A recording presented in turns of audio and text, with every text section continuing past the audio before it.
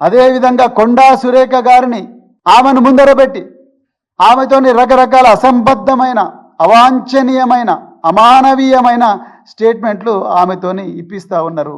మళ్ళీ మా నాయకుల మీద ఆమెతోనే మరి స్టేట్మెంట్లు ఇప్పిస్తూ ఉన్నారు. పూర్తిగా మేము ఖండిస్తున్నాం. మా పార్టీ చట్టబద్ధంగా నడుచుకునే పార్టీ. నిజానికి బీఆర్ఎస్ పార్టీ చట్టాన్ని తమ చేతిలోకి తీసుకోవాలనుకుంటే 2 నిమిషాల పని కాదు. కానీ మా అగ్రనాయకులు, మా వ్యవస్థాపకులు కేసీఆర్ గారు ఎట్టి పరిస్థితుల్లో కూడా చట్టాన్ని మనం చేతిలోకి తీసుకోకూడదు, చట్ట ప్రకారమే నడుచుకోవాలని చెప్పిండ్రు. కాబట్టి ఇవాళ సంయమనం పాటిస్తున్నాం. మేము ఏదైతే సంయమనం పాటిస్తున్నామో అది మా బలహీనత కాదు. గుర్తుపెట్టుకో రేవంత్ రెడ్డి, అది మా బలహీనత కాదు.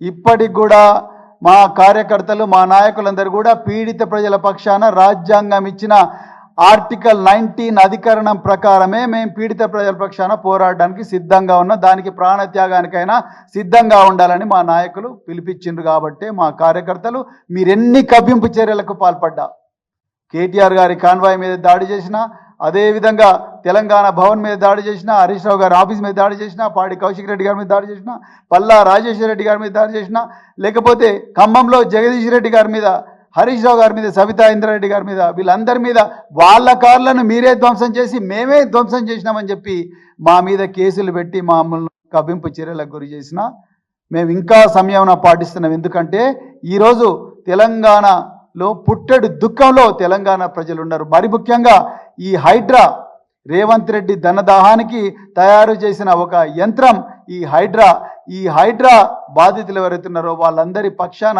నిలబడాలి. తెలంగాణలో ఉండే లక్షలాది మంది పీడిత ప్రజల పక్షాన నిలబడాలి, వాళ్ళ తరపున పోరాటం చేయాలి.